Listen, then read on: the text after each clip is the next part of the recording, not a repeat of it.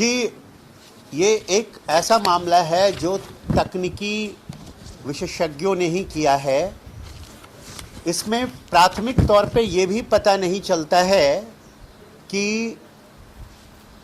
पैसे गए हैं या नहीं गए हैं, और गए हैं तो कितने गए हैं। ये क्राइम करने वाले दो वैसे अपराधी हैं जो उच्च शिक्षित हैं। मनोज सूर्यवंशी जो नाहटा कॉलेज और भुसावल से इलेक्ट्रॉनिक्स की डिप्लोमा डिग्री जिन्होंने हासिल करी है, और किरण कोलते जो हैं वो पॉलिटेक्निकल इंजीनियरिंग कॉलेज खामगांव से MCA की degree, master in computer appliances की डिग्री हासिल की है। इन दो अपराधियों ने ये काम अंजाम दिया है और 24/9/2020 ईस्वी को 2 ATM सेंटर्स में उन्होंने ये चोरी की कार्रवाई की थी।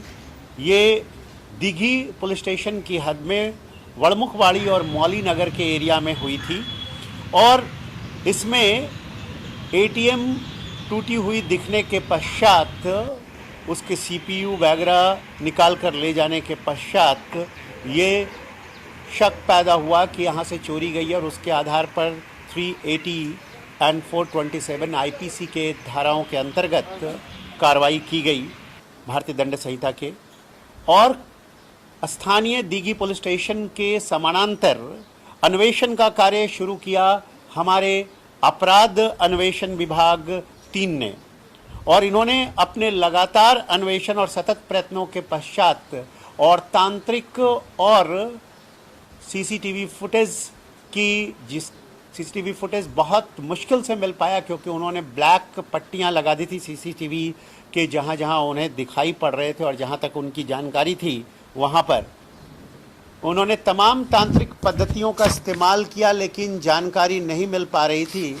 लेकिन शास्त्रोक्त पद्धति यहाँ पर काम आई, और जो CMS कंपनी थी, जो कैश रिप्लेनिशमेंट एजेंसी होती है, वो CMS कंपनी थी।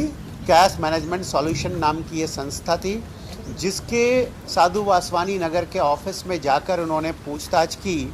वहाँ के लोडिंग करने वाले, वहाँ के ड्राइवर्स, वहाँ के जो लोग भी इसमें इन्वॉल्व थे, उनसे पूछा गया, लेकिन वहाँ से किसी तरह की जानकारी नहीं मिल पाई। आखिरकार 29 तारीख को ये लोग NCR कारपोरेशन तक पहुँचे, जो ATM मशीन बनाती है और जो सॉफ्टवेयर और हार्डवेयर के साथ पोटा केबिन भी सप्लाई करती है। मशीन और टेक्नोलॉजी को जानने वाले, लॉक ओपन कर सकने वाले व्यक्ति को वहाँ उस कंपनी से लाया गया। जब लॉक, अंदर का लॉक, जहाँ पीछे से बड़ी चालाकी से एक सेलो टेप लगाकर अंदर और बाहर से इस तरह से लॉक कर दिया गया था कि सामान्य रूप से लॉक खुलना असंभव हो रहा था। डिजिटल लॉक तो खुला हुआ था, उसे तो निकाल कर ले गए थे और CPU निकाल कर ले गए थे। तब उससे पूछताछ करने पर उसने ये बताया कि ऐसा तो कोई एक्सपर्ट और तज्ञ ही कर सकता है, और उसके आधार पर ऑफिस में पूछताछ की गई। ऑफिस के रिकॉर्ड्स खंगाले गए, और उस रिकॉर्ड से ये पता चला कि मनोज सूर्यवंशी नाम का एक इंजीनियर, जो मैकेनिकल इंजीनियर है, जिसको इसकी सारी तकनीकी जानकारी है, वो 2011 से 2017 तक लगातार इस कंपनी में कार्यरत था, और उसके बाद ये कंपनी को छोड़कर चला गया। और आज इस बात का भी खुलासा हुआ है कि इसी टीम ने 502/2017 का जो क्राइम रजिस्टर नंबर है, वो तलेगांव दाभाड़े हमारी ही हद में पहले हो चुका है 18/10/2017 को। तो शायद छोड़ने के बाद उसकी पहली कार्रवाई जो थी इस तरह की घटना, ये 2017 की कार्रवाई थी। उस समय इस तरह के मशीन लॉक हो जाने की घटना सामने आई है और केस रजिस्टर्ड है। उसकी तफ्तीश आज तक कंप्लीट नहीं हो पाई, और अब उसे फिर से लेकर उसकी तफ्तीश करनी होगी। पर यहाँ ये महत्वपूर्ण है कि ये लोग बड़े ही शातिर थे। इन्होंने उस दिन मोबाइल वहाँ नहीं ले गए ताकि उनका कोई लोकेशन ना मिले, लेकिन चूंकि वो पहले जाकर वहाँ रेकी करते रहे और ये चेक करते रहे कि कैश कब ज़्यादा है, उस हिसाब से इनको पकड़ने में हमें कामयाबी मिली। और पहले व्यक्ति को पकड़ने के बाद जो सीपीयू यूनिट वगैरह को हैंडल करने के लिए उन्हें कंप्यूटर इंजीनियर की ज़रूरत थी, तो उनके दूसरे मित्र कंप्यूटर इंजीनियर को उन्होंने साथ में लाया हुआ था। और इस तरह से पकड़े जाने के पश्चात 4 दिन का हम लोगों ने पीसीआर लिया 7 तारीख को इस महीने की, और उसमें पूछताछ के पश्चात आज तक हम लोगों को 66 लाख रुपए और एक और क्राइम की, एक और अपराध की जानकारी मिल गई है। तो इस तरह से एक महत्वपूर्ण क्राइम जिसमें बड़े पैमाने पर जनता का और बैंक का कैश गया था उद्घाटित हुआ है।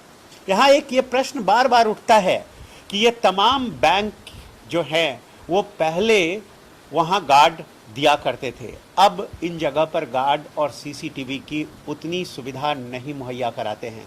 इसके पीछे का कारण शायद इंश्योरेंस क्लेम हो सकता है, लेकिन देश का पैसा गलत लोगों के हाथों में जाने से रोकने के लिए ये ज़रूरी है कि इंश्योरेंस कंपनियों ने भी अगर वो गार्ड नहीं रखते हैं तो उन्हें इंश्योरेंस क्लेम नहीं देना चाहिए, और बैंकों ने भी गार्ड रखना चाहिए। इतने बड़े पैमाने पर पैसे का जो ये होता है, पैसे का जो जो जो व्यवहार होता है, उसमें 10-15 हज़ार रुपये अगर उनके लग जाते हैं गार्ड लगाने में, तो ये कोई बहुत बड़ी बात नहीं होती है। ये सॉल्यूशंस को देने के लिए ऐसे सॉल्यूशंस को चुनें जो उनके लिए गार्ड भी मुहैया कराए।